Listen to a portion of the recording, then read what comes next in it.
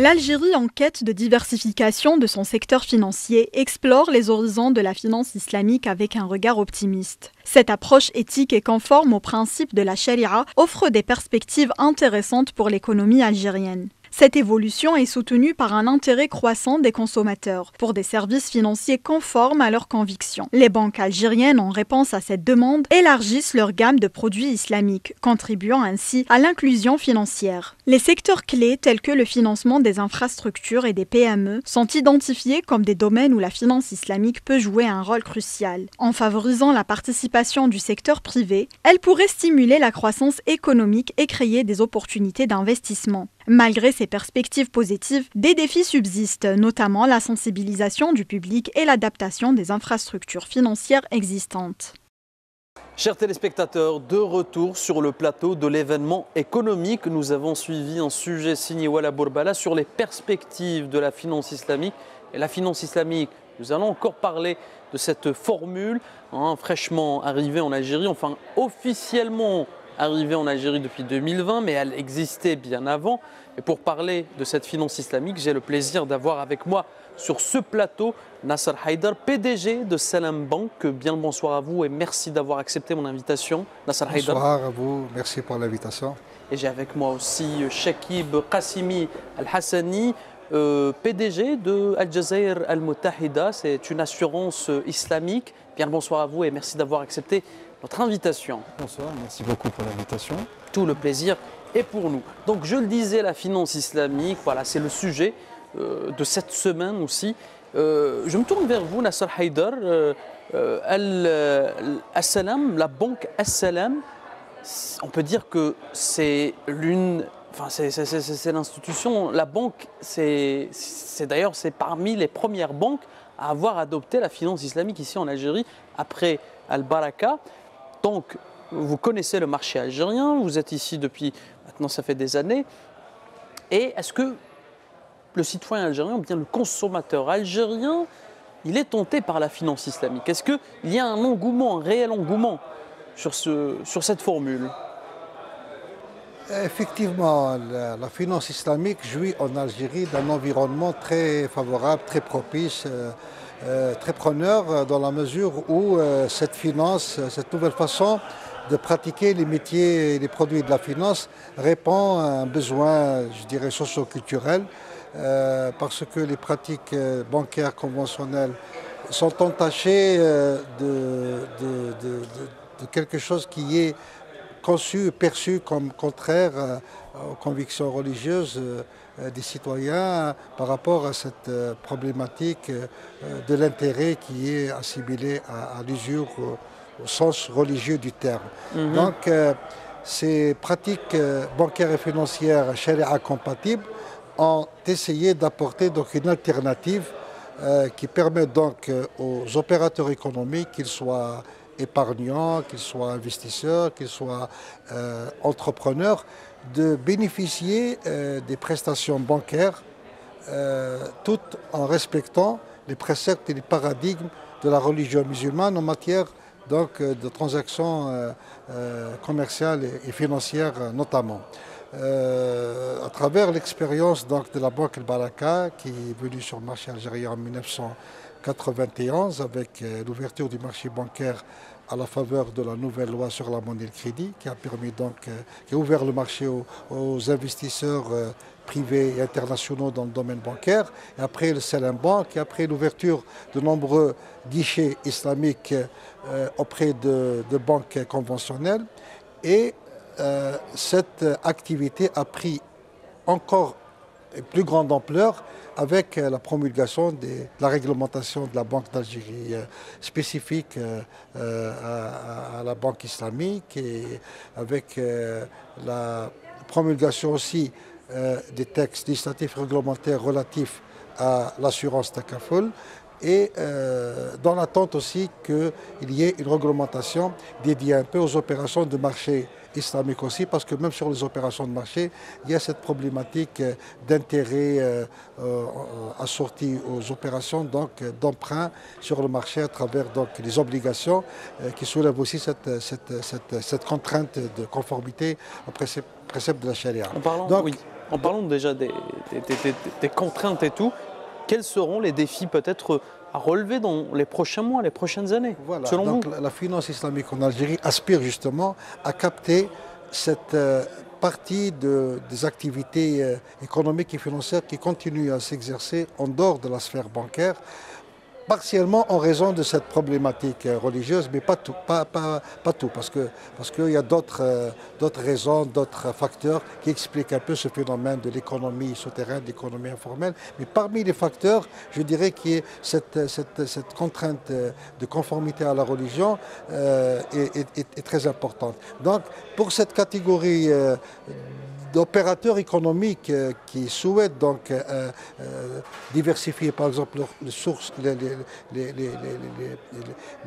disons, les créneaux de fructification de leur épargne pour ceux qui détiennent des ressources financières et pour ceux qui ont des projets, qui souhaitent agrandir leurs projets ou démarrer de nouveaux projets en les finançant par des instruments et des produits Sharia compatibles, ça permet donc de financer cette partie de l'activité économique et de la drainer, de la tirer vers la sphère économique formelle pour qu'elle puisse donc s'épanouir tout en respectant donc les obligations citoyennes que doivent observer un peu les opérateurs économiques dans n'importe quel pays.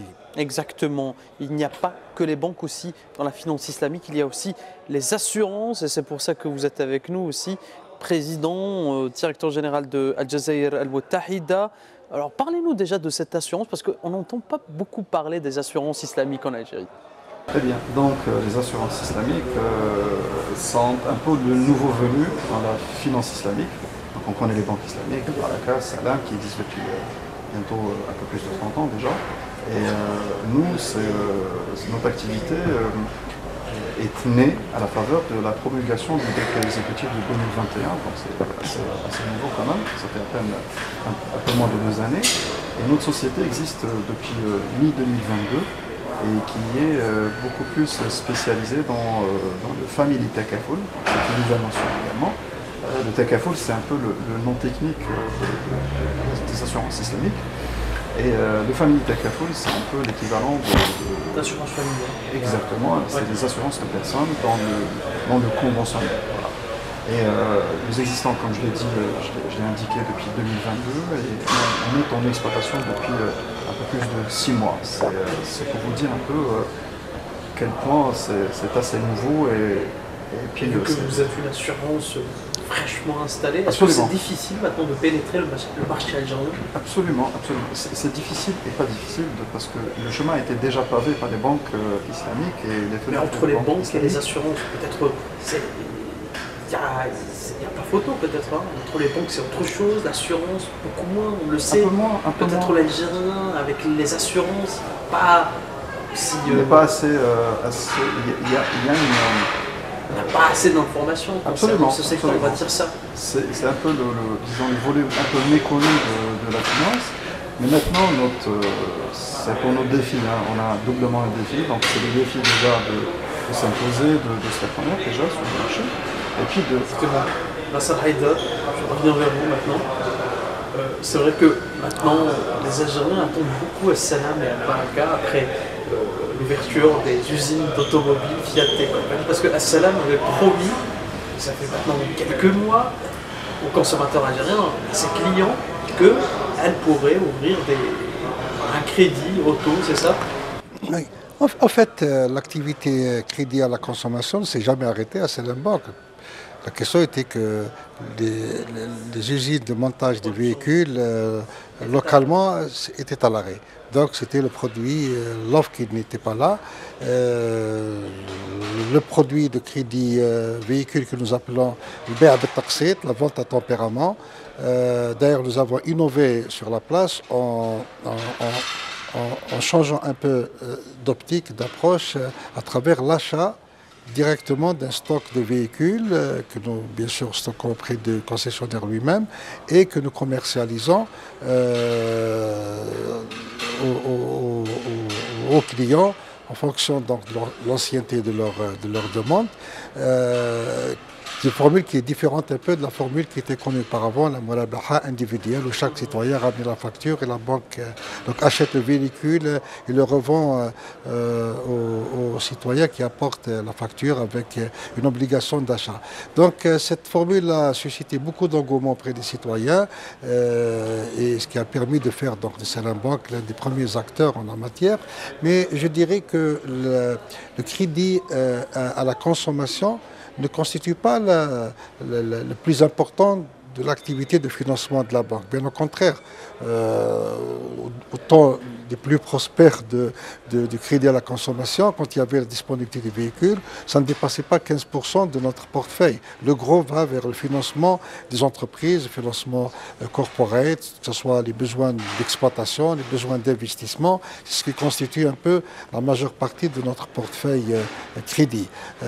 C'est vrai que le crédit à la consommation vient un peu en appoint à cette activité de production nationale à travers la solvabilisation de la demande, donc l'élargissement du pouvoir d'achat des citoyens permet donc aux entreprises de production nationale, notamment en matière d'électroménager, en matière donc, de bureautique, en matière de mobilier, de trouver donc, d'élargir un peu les possibilités de commercialisation à travers donc, la solvabilisation de la demande.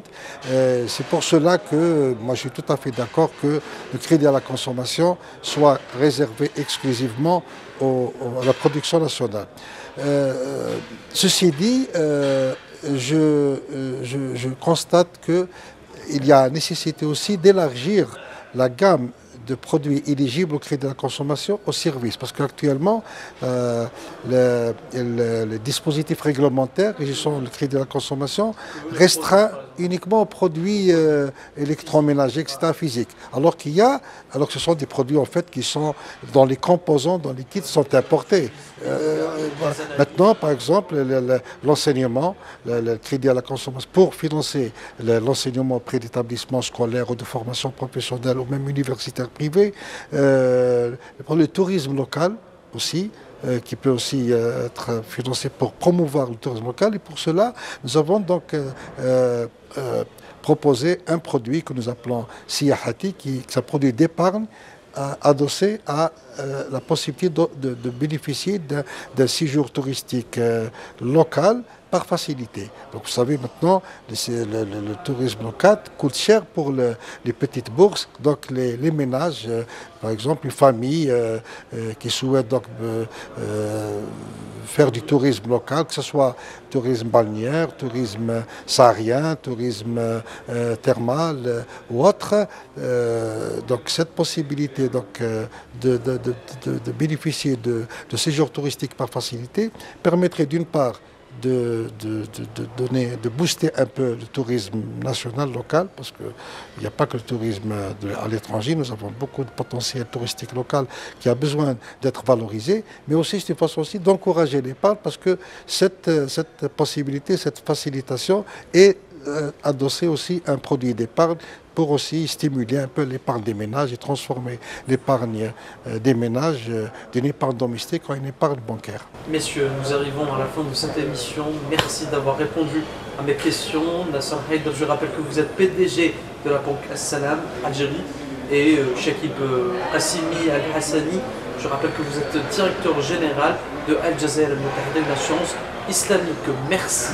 Chers téléspectateurs, c'est ainsi que s'achève, je le disais, cette émission, l'événement économique. Je vous dis merci d'avoir suivi votre émission et puis on se retrouve prochaine fois.